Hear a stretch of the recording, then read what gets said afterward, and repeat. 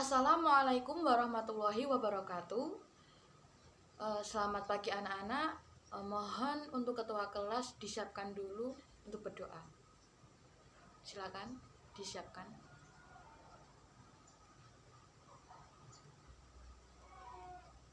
Ya, alhamdulillah kita sudah berdoa. Bagaimana kabarnya anak-anak hari ini? Sudah sarapan kan? Ya. Untuk sekarang coba kalian lihat di sekeliling kalian, di samping kalian, apakah ada teman kalian yang tidak hadir, nanti ibu guru akan mengabsen. Tidak ada, hadir semua? Ya, alhamdulillah semua sudah hadir. Nah, untuk pagi hari ini Bu Guru mau mereview dulu materi sebelumnya. Bab apa kemarin? Masih ada yang ingat materi yang kemarin sebelum UTS? Ya, Royan, apa? Ya, betul sekali. Materi sebelumnya kita membahas tentang sejarah Nabi Muhammad Shallallahu Alaihi Wasallam. Ya, nanti kamu saya kasih hadiah nanti ke kantor ya. Ya. Selanjutnya Bu Winda mau memberikan pertanyaan lagi. Siapa yang masih ingat tentang materi sejarah Nabi Muhammad? Pertanyaannya yaitu tanggal berapa Nabi Muhammad itu lahir? Ada yang tahu? Ya Fauzi, apa jawabnya? Ya, benar sekali. Kelahiran Nabi Muhammad itu pada tanggal 20 April tahun 157 Masehi, atau bisa disebut tanggal 12 Rabiul Awal. Itu termasuk tahun gajah ya. Nanti Fauzi dapat hadiah nanti ke kantor ya. Ya.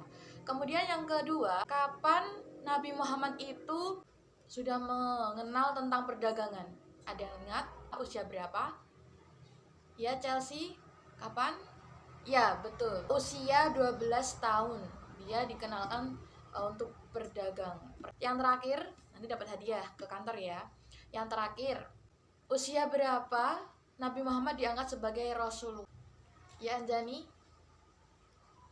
Ya, betul sekali. Pada usia 40 tahun, Nabi Muhammad diangkat sebagai utusan Allah. Oke, untuk selanjutnya materi tentang tajwid atau apa hukum bacaan. Ada yang tahu apa ilmu tajwid itu? Ya Naila? Benar sekali. Tajwid atau ilmu tajwid itu adalah cara agar kita mengerti bagaimana membaca Al-Quran dengan baik dan benar sesuai ya tajwid tersebut, hukum bacaan tersebut. Ya betul sekali. Nanti ke kantor ya, dapat hadiah dari Bu Winda. Kemudian kita nanti di kelas 7 ini semester genap kita akan mempelajari tentang hukum bacaan nun mati dan tanwin. Nah, hukum nun mati atau tanwin ini itu ada 5 ya. Sebelumnya untuk kita mempelajari hukum bacaan ini, jadi tujuan pembelajarannya itu siswa mampu menjelaskan hukum bacaan nun sukun atau tanwin. Yang kedua, siswa mampu membuat contoh kalimat yang mengandung hukum bacaan nun sukun atau tanwin. Kemudian yang ketiga, dapat menerapkan hukum bacaan nun sukun atau tanwin ketika membaca ayat suci Al-Quran. Nah, ada yang tahu kira-kira hukum nun sukun itu ada berapa? Ya Royan, benar sekali, ada 5. Jadi yang pertama ada izhar halki, yang kedua idgham itu terbagi menjadi 2, idgham biguna dan idgham bilaguna. Yang keempat iklab dan yang kelima ikhfa hakiki. Masih ada sebenarnya, tapi itu jarang sekali, yaitu idhar wajib. Nah, kemudian kita bahas satu persatu tentang hukum bacaan hukum bacaan sukun atau tanwin. Jadi yang pertama adalah izhar halki. Jadi menurut bahasa, izhar artinya itu jelas. Menurut istilah artinya jika terdapat nun mati atau tanwin bertemu dengan salah satu huruf izhar dibaca jelas, yaitu hurufnya ada 6, alif, ha, kho, ain, goin, ha. Ketika nun sukun atau tanwin bertemu dengan 6 huruf tersebut maka dibaca jelas. Contohnya yauma idin khosiah. Nah, itu jelas. Jadi kasroh tan itu bertemu dengan kho. Dan yang kedua, contoh kedua salamun hiya Nah, ini salamun hiya, yaitu domah tain itu bertemu dengan huruf H. Kemudian contoh yang ketiga, min haitsu itu nun sukun bertemu dengan huruf H. Bisa dilihat contoh yang lainnya. Dan kemudian yang kedua adalah idgham bigunah. Jadi idgham bigunah menurut bahasa, idgham artinya melebur, guna artinya mendengung. Jadi menurut istilah atau arti dari idgham bigunah artinya itu jika terdapat nun mati atau tanwin bertemu dengan salah satu huruf idgham yaitu ya nun mim wawu. Nah, itu dileburkan dengan dengung. Ya, nun mim jika bertemu 4 huruf itu dibaca dengan mendengung. Syarroyyarah miwaroi mayyakulu. Jadi yang syarroyyarah itu fathatan bertemu dengan ya. Kemudian nun sukun itu bertemu dengan huruf wawu. Nanti bisa dilihat contohnya. Ada pertanyaan? Ya Naila? Ya, panjang. Ada panjangnya. Jadi untuk panjang bacaan idgham biguna itu 1,5 alif atau 3 harokat. Contohnya mayyakulu gitu. Sudah paham? Ya, selanjutnya ada idgham bilaguna. Menurut bahasa, idgham artinya melebur, bilaguna artinya tanpa mendengung. Jadi menurut istilah artinya jika terdapat mati atau tanwin bertemu dengan salah satu huruf idgham bilaguna yaitu lam sama ro. Jadi huruf nun itu mati dileburkan tanpa dengung. Contohnya hudal lil muttaqin. Ini fathah tan bertemu dengan huruf lam. Milladungka. Ini nun sukun bertemu dengan huruf lam. Kemudian contoh yang berikutnya mirrabbihim, itu nun sukun bertemu dengan ro. Jadi membacanya itu masuk dengan tanpa mendengung. Kemudian itu ada iklab. Yang keempat iklab. Iklab itu menurut bahasa artinya membalik. Menurut istilah artinya jika terdapat nun mati atau tanwin bertemu dengan huruf iklab yaitu ba dibaca membalik menjadi mim. Jadi ba itu nanti dibaca mim. Amadam ba'ida itu contohnya. Mim ba'dihim. Ya, mendengung. Bacanya dengan mendengung. Panjangnya sama, 1,5 alif atau 3 harokat. Selanjutnya untuk ikhfa hakiki. Ikhfa hakiki menurut bahasa, ikhfa artinya samar-samar atau menyamarkan. Menurut istilah, artinya jika terdapat nun mati atau tanwin bertemu dengan salah satu huruf ikhfa hakiki, yaitu ada ta, sa, jim, dal, dar, zain, sin, shin, shod, dot, to, do, fa, kof, kaf. Ada 15. Nah, ini bacanya samar, dibaca samar-samar. Contohnya ma'idang dzafiqa min syai' wala in qulta. Nah, ini kalau ma'in dafiqa itu ada kasroh dan bertemu dengan huruf dal. Kalau min syai'in ini non sukun bertemu dengan huruf shin. Iya, betul sekali. Bisa dilihat contoh-contoh berikutnya. Oke, ada pertanyaan di sini sampai di materi ini? Tidak ada? Baiklah. Bu Guru akan membuat 5 kelompok. Berderet dari belakang ya. 1, 2, 3, 4, 5. Kelompok 1 itu mengerjakan mencari pengertian hukum bacaan. Oh iya, kalian bawa Al-Quran kan ya? Dibuka Al-Qurannya surat Al-Baqarah dulu. Al-Baqarah nomor surat 2 ayat 38. Dibuka dulu ayat 38. Ya, baik, sudah ketemu. Nah, jadi untuk kelompok 1 itu mencari pengertian hukum bacaan idhar halki. Dicari cara membacanya, panjangnya, terus contohnya. Nah, contohnya itu kalian cari di surat Al-Baqarah ayat 38 sampai 41 ya. Kemudian yang kelompok 2 itu mencari pengertian hukum bacaan idgham bigunah.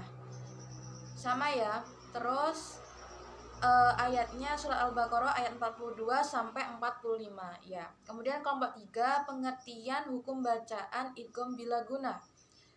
Terus dicari contohnya di surat Al-Baqarah ayat 46 sampai 49. Kemudian kelompok 4 itu iklab, mencari hukum bacaan iklab. Terus dicari contohnya pada surat Al-Baqarah ayat 50 sampai 53. Yang terakhir itu ikhfa hakiki ya.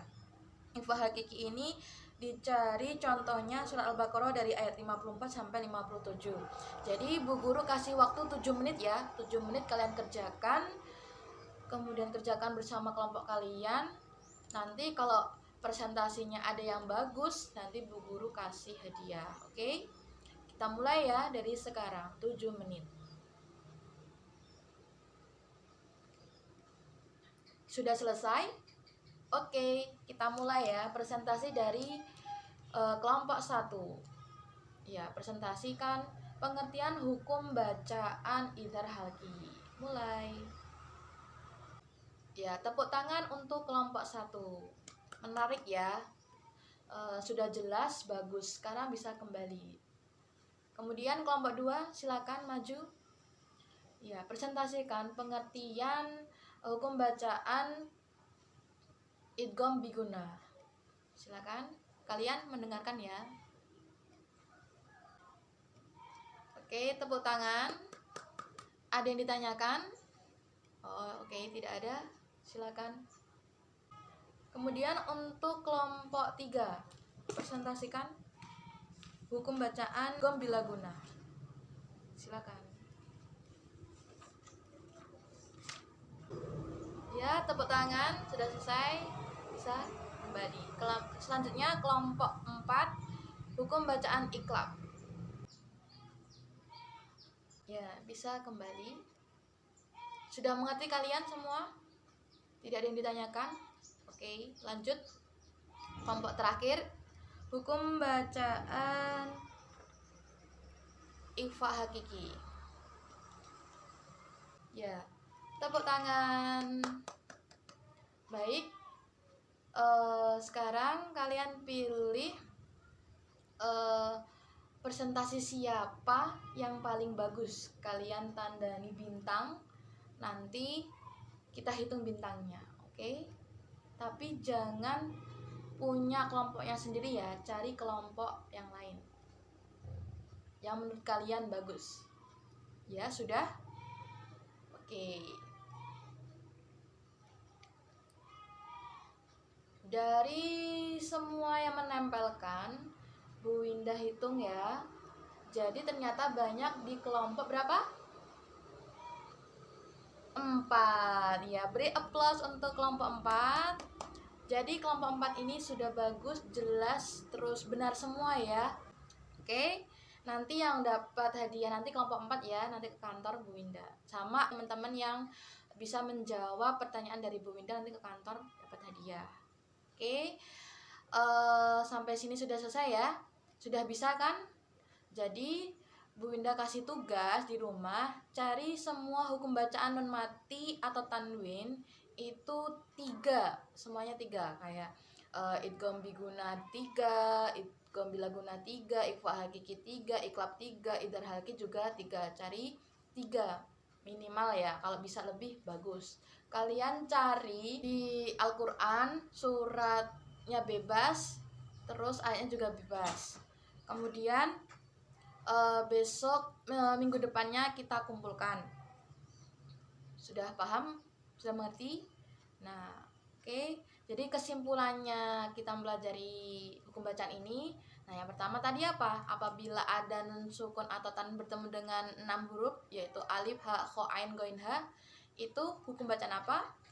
Ya, idhar halki, betul. Kalau idgham bigunah, yaitu apabila ada nun sukun atau tanwin bertemu dengan ya dan mim wawu dan dibaca dengan mendengung, itu namanya idgham bigunah. Kalau nun sukun atau tanwin bertemu dengan dua huruf hijaiyah lam sama ro, itu hukum bacaan apa? Yaitu idgham bilaguna ya. Kemudian kalau yang membalik tadi apa? Ya, iqlab apabila ada nun sukun bertemu dengan huruf ba. Yang terakhir ikhfa hakiki. Ikhfa hakiki itu ada 15 huruf hijaiyah ya. Nah, kalau bertemu dari 15 ayat huruf hijaiyah, bacanya samar-samar. Oke, berhubung waktunya sudah habis, kita akhiri materi pada pagi hari ini. Sekian, wassalamualaikum warahmatullahi wabarakatuh.